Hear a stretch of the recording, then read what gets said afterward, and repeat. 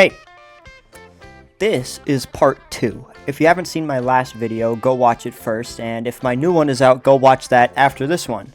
Today, we continue with the top half of my album sheet, albums 25 through 2, since remember, I'm saving my favorite album for last. As mentioned last time, the competition gets very tight here. We're at the albums that I love to listen to.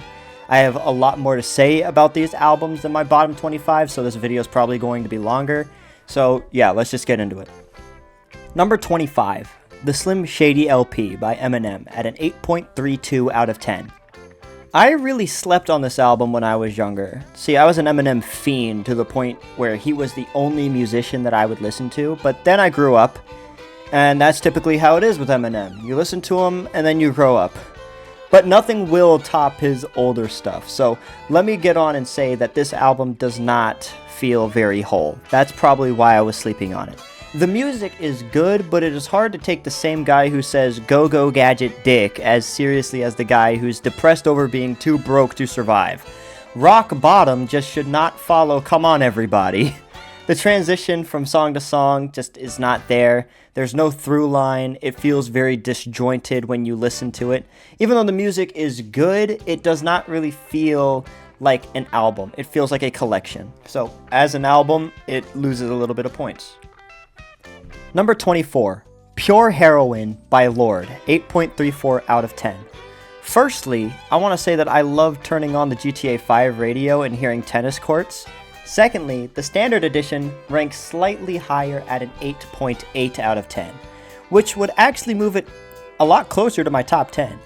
The collector's edition adds some good songs like Bravado and The Love Club though, so can't detract from that. I love the themes of isolation through wealth and fame seen in Royals, Glory and Gore, A World Alone, and pretty much the whole album. There's almost this sense of paranoia from cliques and gangs forming in high-class environments. White Teeth Teens actually follows the exact same characters that are depicted in Love Club and Royals. It's like American Psycho levels of hollowness in society. Not to mention, when the album actually dropped, it kind of completely changed pop music. And I remember Lorde just being about everywhere, on the radio, in movies, and everything, really. Number 23, The Marshall Mathers LP by Eminem, 8.36 out of 10. The much darker, angrier themes on this album is the through line that makes this album hit even harder than Slim Shady LP. It is a gorgeous sequel to that record. He keeps the funny goofy to a minimum, and when he actually does do a good old funny goofy, it just works. Because the funny goofy songs are so stylish and interesting unto themselves, and just blend really well with the rest of the album. Although, I can't believe more people do not talk about the more serious angry songs, like Remember Me bleeding straight into I'm Back. The transitions on this album are really addicting, and it makes you want to listen to the whole thing from front to back every single time.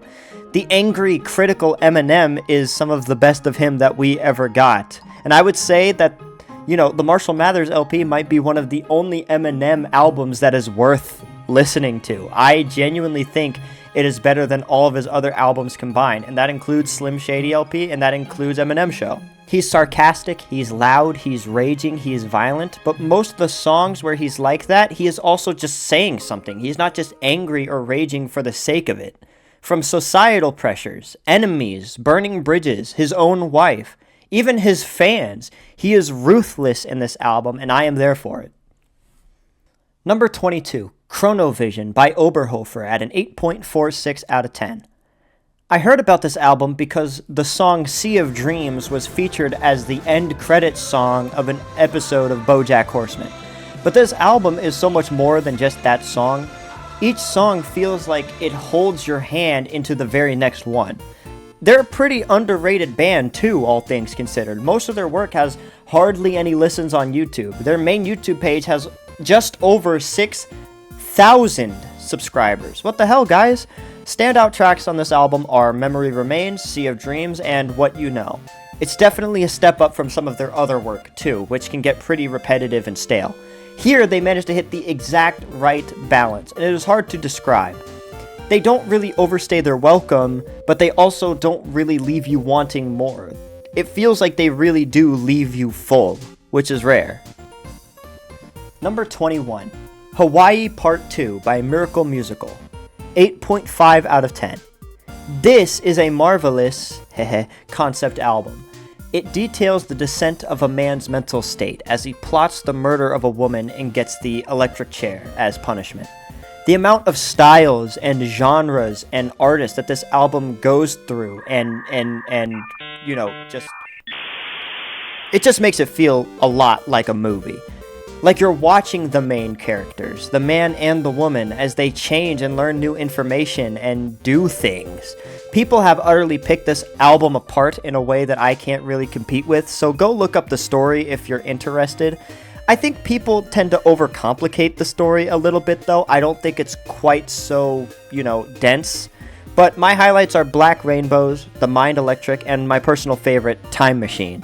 And if you're a fan of Tally Hall, also check out the bonus content like Variations on a Cloud. I think that's the only one, but I might be wrong, since that also brings back a familiar melody as a motif.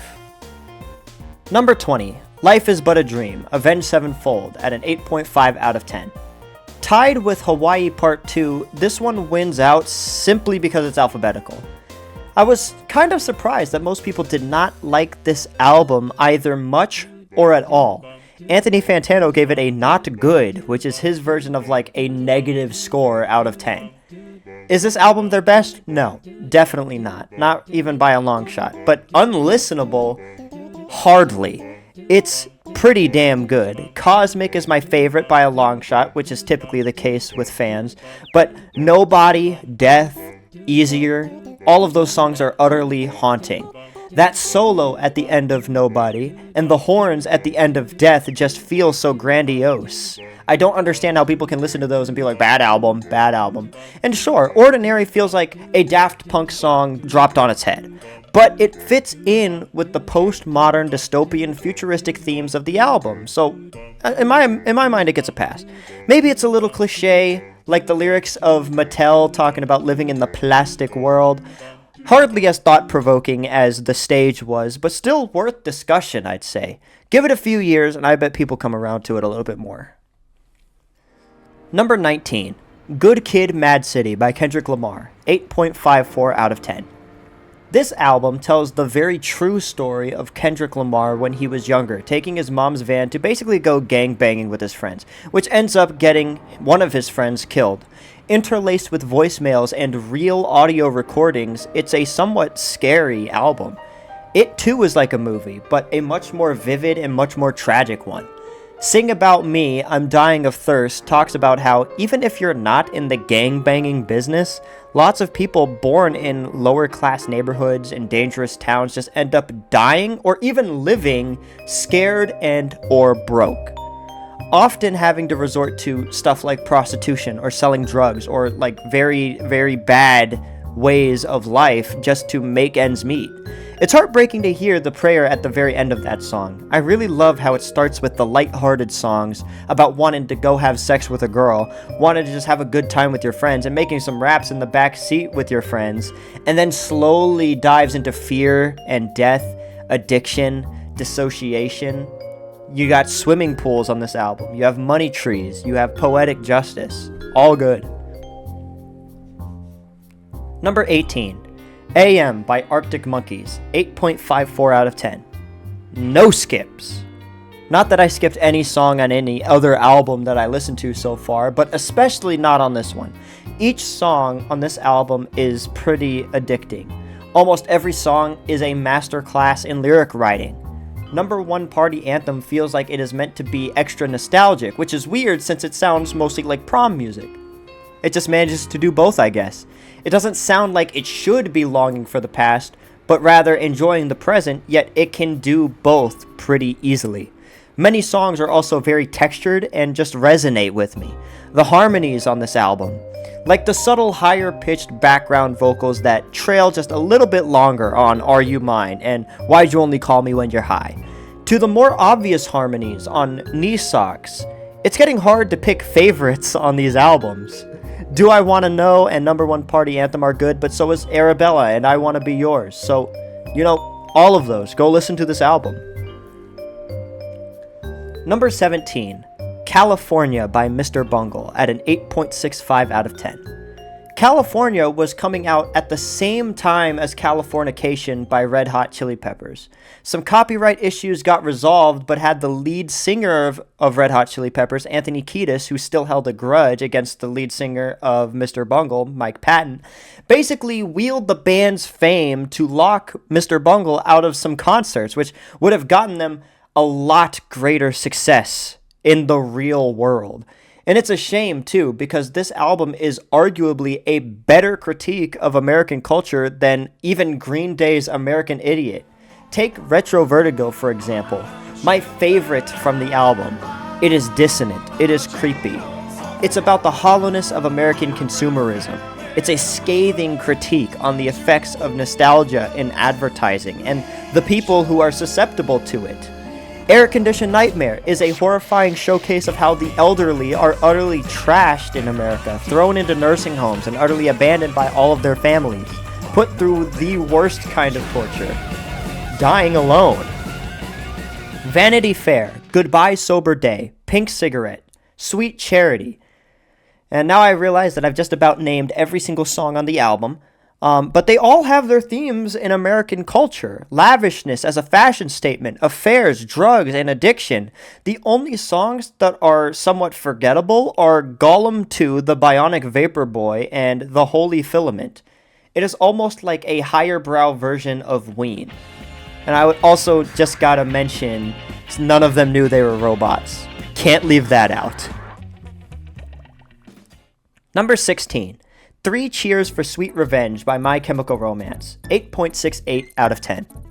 Not the best of MCR in my opinion, but it is up there. The opener, Helena, is one that I find myself coming back to every now and again. And my personal favorites, 2 11 out of 10s, are You Know What They Do to Guys Like Us in Prison and I'm Not Okay, I Promise. I don't have a whole lot to add to this album though, since this album is pretty much just a collection of good music. Just like, the Slim Shady LP, it could be better, I guess. It's not really necessary for every single album to be about something, It can just be a collection of good songs like Thank You for the Venom and Cemetery Drive, but odds are I'm going to enjoy it a little bit less. Number 15. Death of a Bachelor, Panic at the Disco, 8.68 out of 10. Just a bunch of good pop songs by Panic at the Disco here. I particularly like Golden Days and Crazy Equals Genius. Also listen to Impossible Year, LA Devotee, Emperor's New Clothes. The only song on here that kind of underperforms for me is Hallelujah, but that also isn't even that bad. Number 14. Marvin's Marvelous Mechanical Museum by Tally Hall, 8.69 out of 10. The standard edition got a slightly higher 8.98, but that's kind of negligible. The extra 2 songs just weren't on par with the others and minorly pulled the score down. I just love that the album, instead of opening with Welcome to Tally Hall, which would be the obvious choice, opts instead to open with Good Day and Greener. The humanization of the concept of a good day straight up talking to you, greeting you, and trying to lull you into the album. It tells you, hey, it's okay if you're not ready for this album right now. Come back later maybe. Wait until you're having a good day. None of the songs are particularly unhappy though. That's what kind of gets me. It's almost shy in its greeting, which is very endearing. Just Apathy is just about as bad as it gets in terms of depression, but it is nowhere near like Radiohead levels of depression or anything. It's actually rather lovely. My absolute favorite song from here has to be Taken for a Ride though. The Joyride in Pursuit of Happiness. It is a very poetic song. You could find a different meaning just about every single time you listen to it, just like I do. Spring and a Storm is similar, although it's more cut and dry. 12 out of 10s for both Taken and a Ride and Spring for a Storm. Number 13. Wish You Were Here by Pink Floyd, 8.7 out of 10. This album is pretty short, consisting of only 5 songs, half of which being Shine On You Crazy Diamond. It almost feels like cheating, since one good score does just as much as one bad score here, since it's so short. But still, these songs are far above average, so, I'll do what I want. My dad showed me Shine On You Crazy Diamond on a kind of long car trip, and it has become one of my favorite Pink Floyd songs. Wish You Were Here is especially captivating too. It seems like everyone and their mother has done a cover of Wish You Were Here, and for good reason. It is so beautiful, despite being kinda whiny. Definitely the best on the album too. Not to mention, the album cover itself is iconic. Highly recommend. Number 12, Nightmare by Avenged Sevenfold at an 8.72 out of 10. This album is actually the first one that they finished without the main drummer, Jimmy the Rev Sullivan, due to an overdose. This album is much darker than their previous work and actually includes some of the most devastating songs in their catalog. Fiction actually includes the Rev's vocals posthumously, making it that much more haunting and that much more beautiful. Danger Line, Buried Alive, and So Far Away are also very beautiful tracks, but nothing, in my opinion, comes even close to the aforementioned Fiction, Tonight the World Dies, Save Me, which I wasn't that much of a fan of the first time I listened to it, admittedly, but my personal favorite too, Victim. Victim is a masterpiece, one of the best Avenged Sevenfold songs out there. Number 11. Octavarium by Dream Theater, 8.78 out of 10. This is a very coherent album and ends with probably the best song that Dream Theater has in their discography. The titular Octavarium, 24 minutes long, tells the 3-act story of a guy who is reflecting on the life that he has lived thus far, and he's ecstatic. He has met all of the expectations from when he was younger, and then some. But he can't even shake the feeling that he has lost himself, or maybe left something behind. That he missed out on vital human experience by, seeing this much success. He sees a therapist, gets hooked on drugs that they give him, and then comes to the conclusion that he has come full circle. He wants to live that normal life which he promised he would never do. Then he finds that pretty much all things are cyclical. It's pretty good stuff. And I couldn't help but get the reading here, from the lyrics, that he was kind of disappointed. He talks about, dissociation in terms of a coma. He talks about his dissociation being being catatonic for 30 years. And I can't help but get the feeling that he's talking about, music and art staying just as stagnant. I don't know. Maybe that's just me though. It's just good stuff. And I particularly like those ideas of dissociation. They resonate with me a lot. But moving on, Panic Attack was on Rock Band 2 for PlayStation 3, and I remember that I was never able to beat it on Expert. I just was not good enough, because it's a hard song to even listen to, since it changes time signatures very frequently. It's almost like it's an attempt to intensify or slow down the listener's heartbeat, trying to simulate a panic attack. The Root of All Evil, Answers Lie Within, also standout tracks. Very epic, grandiose album. Now we are getting into my top 10. And remember, I'm saving number 1 for its own video, so there's actually, top 9 ending at 2. Number 10, Dark Side of the Moon by Pink Floyd, 8.8 out of 10. Speak to Me is the opening track on this album, and it's almost like a vignette, a fugue of what is about to come. But I don't really feel like it earns its right to be its own song, It sounds like an intro to the next song. A snippet of The Great Gig in the Sky and Money and Time, etc., etc. It's just a snippet. I find that people don't particularly talk about that song and On the Run for as fun as On the Run is. I mean, those are both classic vibe pieces that Pink Floyd includes. Ambience for the themes of the album. And then On the Run bleeds right into Time, which further emphasizes urgency. And speaking of bleeding, pretty much every single song on this album transitions perfectly. It's almost feeling like one big, long song every time you listen to it, with many parts and acts, instead of just, starts and stops. The best songs on here have to go to Time, Money, and The Great Gig in the Sky. I just sort of wish that they didn't break up Time and Money. I wish that Money followed right after Time, as if to say time is money. And then, since it follows On the Run, you almost read like a sentence. I'm on the run because time is money. The rest of the album is chock full of perfection, though. Any Color You Like, Us and Them, ugh, just so good. Number 9, Avenged Sevenfold's self-titled album, 8.85 out of 10. Front to back, nothing but bangers. Some killer drums and vocals all across the album. I think the only song that one could consider a little bit grating, who don't particularly like this sort of music anyway, could be the intro track, Critical Acclaim, which features the Rev's screamo vocals. I personally love it, but I understand that not everybody likes that kind of growly, throat-screaming music. Funny story, when I was actually younger, I accidentally came across the music video for A Little Piece of Heaven, and given my kind of naivete and lack of shocking media in my life and stuff like that, I initially thought I had witnessed something that I shouldn't have seen from like the dark web or something scary like that. And I immediately chalked it up to demonic forces at play in the world. And now that I'm older, I've mellowed out, I realize, it's just a big ol' horrorcore, goblincore masterpiece. The horns, the choir, the back and forth male and female vocals, the sound effect. It's just perfection. It's a very fun song, despite, gross and dark subject matter. Almost Easy, Afterlife, Brompton Cocktail, they're right up there with it. Brompton Cocktail might be one of the best songs on the album, too. Number 8, City of Evil by Avenged Sevenfold, 8.83 out of 10. City of Evil was Avenged Sevenfold's breakout album, the one that got them popular.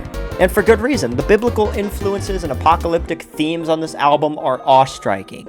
Even the name of the band is a reference to Genesis, where God curses Cain to walk the earth and promises vengeance sevenfold unto anybody who would harm him. The opening track, Beast and the Harlot, has lyrics directly inspired by the prophecy of the seven-headed beast in Revelations. And I originally thought that Betrayed was a song about Jesus, but it actually turns out to be about the assassination of the guitarist of Pantera, Dimebag Darrell. Seize the Day, one of the best songs on the album, talks about the afterlife, the fear of death, what happens if there is no afterlife. MIA is about a soldier who, instead of being killed or lost in battle, comes home and realizes that he's a dead man walking, that he has lost himself. He doesn't recognize himself anymore. He's been utterly changed and reborn as a new person, a killing machine. The only song that doesn't really fit the themes of the album is Bat Country, one of their biggest hits. I was actually delighted to find out that that song was inspired by the movie Fear and Loathing in Las Vegas and the novel that goes with it, which I suspected but didn't quite know, which is also funny since I heard about the album and saw this song before I saw the movie. But yeah, Bat Country, despite being so thematically different, still fits right at home with the rest of the songs, and is probably even better than most of them. And I've even got a shirt with this album on it. Speaking of shirts with music on them, I gifted my brother for his birthday a shirt with dirt on it. The album, not literal dirt. Number 7, Dirt by Alice in Chains at all 8s, 8.88 out of 10. My brother got me to listen to this album first for my album sheet. Good choice. Without a doubt, it is the best that Alice in Chains has to offer. The first 3 songs, Them Bones, Damn the River, and Rain When I Die, are so heartbreaking. Even Them Bones, which is one of their biggest hits, and, isn't even that, depressing of a song, still opens, firstly, with a shout. My brother likened it to coming into the world kicking and screaming, which is very, very fitting. And it continues with the lyrics, I believe them bones are me. See, Lane Staley saw his life almost like a prophecy that was going to be fulfilled. He knew and utterly believed that he would never kick his drug addiction. He saw what it was doing to him. He saw what it was doing to the people around him, and he knew what would happen. And yet, he felt powerless to stop it. And eventually he was. And then it moves right into Damn That River. It was written right after a fight that the band themselves had, in which a coffee table was broken over lead guitarist Jerry Cantrell's head, damning the river being a metaphor for 1, being able to control your emotions, and 2, stopping the bleeding from Cantrell's head. That is some seriously messed up stuff. And then you get Rain When I Die. That is about the heartache and pain of trying to maintain relationships, specifically romantic ones, when your life feels like it's falling apart, with violence and addiction pulling everybody apart and against each other. It's utterly futile, it seems. But those aren't even the most impactful songs for me. The title track, Dirt, seems to go a little bit unloved compared to the other songs, like Down in a Hole, despite how much more depressing it actually is. Dirt is a song wherein the narrator feels utterly humiliated and wants to die.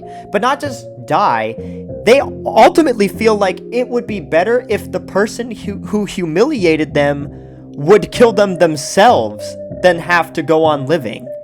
And that's a crazy emotion.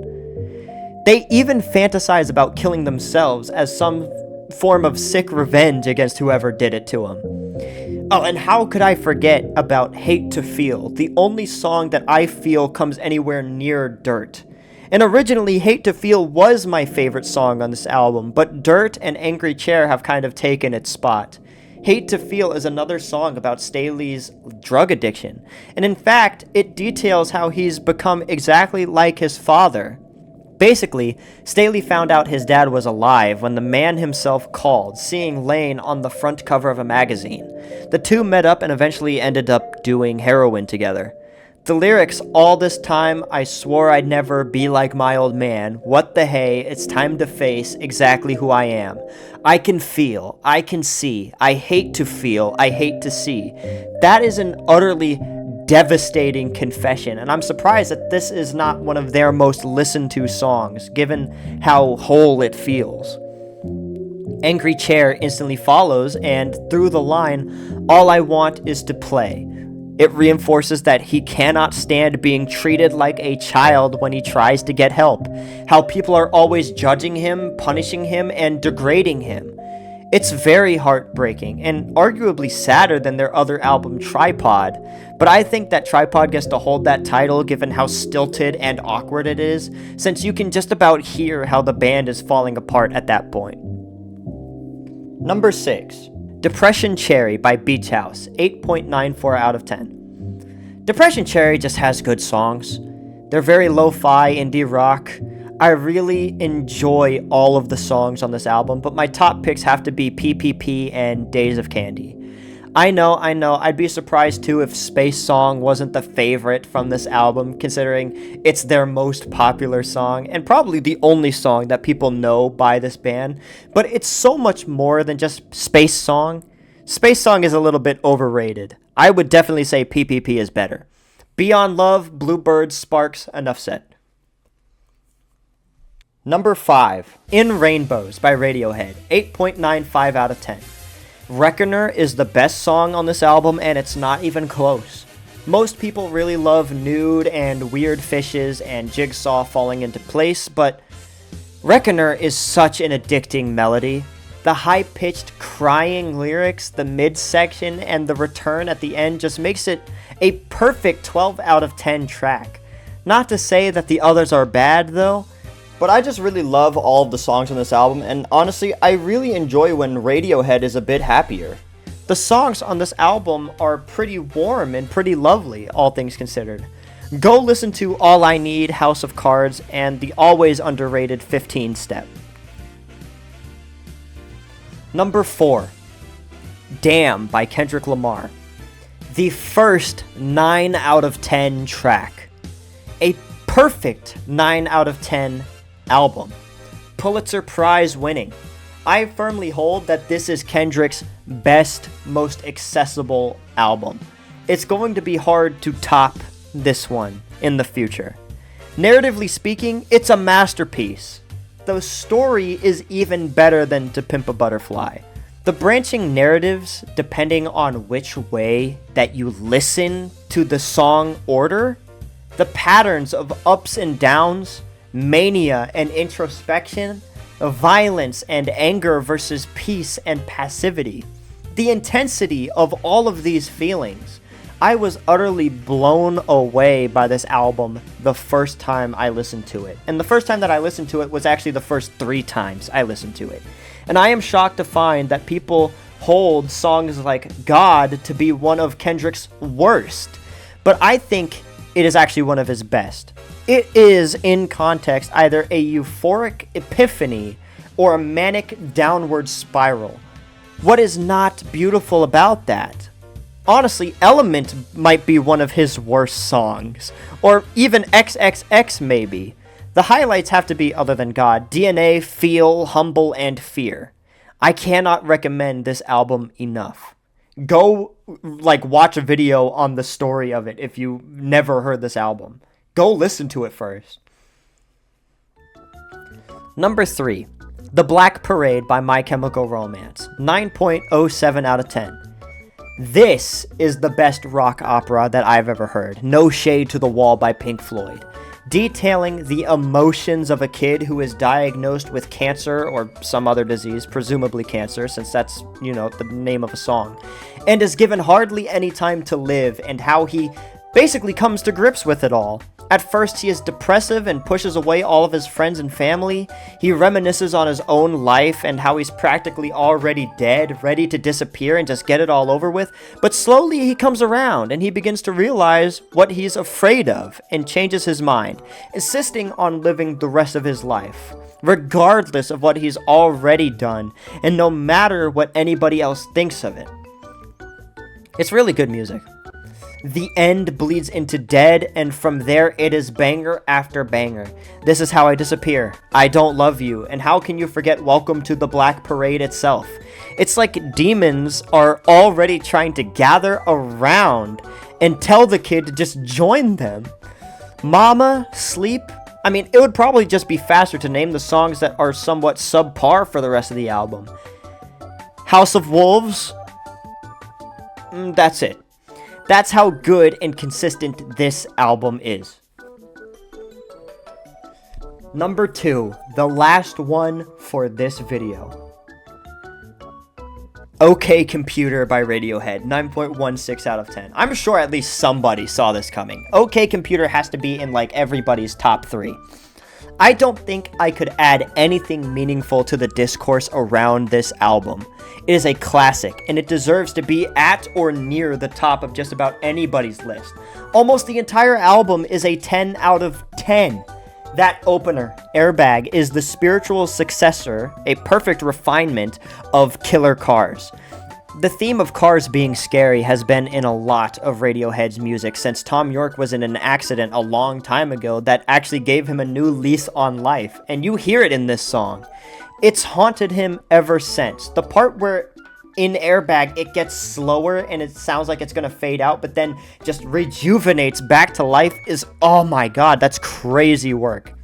I think the most underrated track on here is Subterranean Homesick Alien. That song is beautiful. It sounds so far away, so intangible, so alien, which is precisely the point. It is so sad and so poetic. Wishing that little green men would just suck you up and study you just to get away from all the world and the noise that bogs you down is such a relatable thought. I think everybody at some point goes through a small phase or intrinsically holds the desire to just go up. Just go up at least once. I also want to talk about Electioneering, since, as I mentioned before, I like when Radiohead is a little bit more upbeat. This is no exception. This song is so angry and so bitter and so everything, yet it's aware. The lyric, "Trust that I can count on your vote," comes from a facetious comment that Tom York would actually give people who approached him, since it made him feel like a two-faced politician every time he would shake somebody's hand. The louder, faster music here is such a good change of pace for this album too, and it comes out of complete nowhere. The album really needed Electioneering, which I don't hear a lot of people saying. But my favorite song has to go to Paranoid Android. And I might be as bold as to say that Paranoid Android is my favorite song, period, of any album. And it's at least top 3. I remember my brother sat me down and had me watch the music video and just stared at me, waiting to hear my thoughts on it. And when I gave them, he was mostly in agreement with me. Paranoid Android is the album The dissociation, the bitterness, the fantasies of grandeur, the idolization of revenge and political violence, the anger and frustration with society, and the depression. All of these themes appear throughout the album, and specifically in each phase of Paranoid Android. One of the best songs ever written. It is inhuman. The whole album is utterly inhuman. A human being cannot do something this impactful, this beautiful. And yeah, that's the video. We're out of albums, except for my absolute favorite. You can expect that sometime in the next couple of days, maybe a week. Anyways, I'll see you next time. Bye-bye.